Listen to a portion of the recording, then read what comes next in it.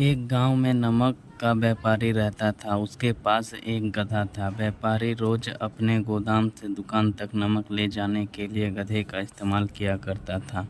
वो नमक को बोरी में भरकर गधे के पीठ में लाद देता था और उसके साथ साथ चलता हुआ दुकान आता था। व्यापारी का गधा आलसी प्रकृति का था। काम से बचने के लिए नए नए उपाय सोचता रहता था। गोदाम से दुकान तक के रास्ते में एक नदी पड़ती थी, जिस पर एक छोटा पुल बना हुआ था।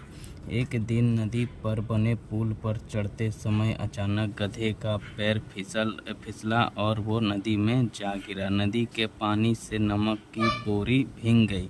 जब तक व्यापारी ने गधे को पानी से निकाला, तब तक बोरी में भरा हुआ सारा नमक घुल चुका था। गधा जब चलने लगा तो बोरी भार बहुत कम हो गई महसूस हुआ और वो खुश हो गया। उसने सोचा कि अपने ऊपर लदा बोझ हल्का करने का ये बहुत बढ़िया तरीका है। अगले दिन वो जानबूझकर नदी में गिर गया। नमक पानी में घुल जाने से बोरी का वजन फिर कम हो गया। उसके बाद वो हर रोज़ ऐसी ही करने लगा। रोज़ गधे की ये हरकत देखकर व्यापारी उसकी चालाकी समझ गया।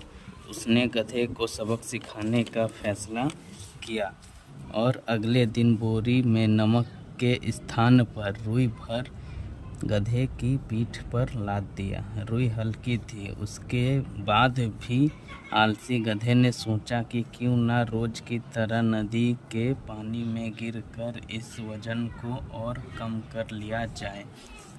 इसलिए वो जानबूझकर नदी में गिर पड़ा।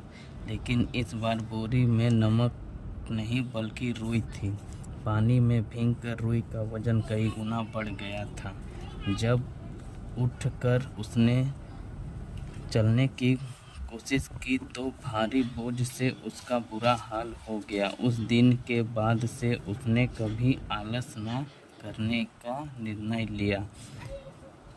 दोस्तों, आलस का फल कभी न कभी मिल ही जाता है। एक ही उपाय हर बार कारगर सिद्ध नहीं होता है।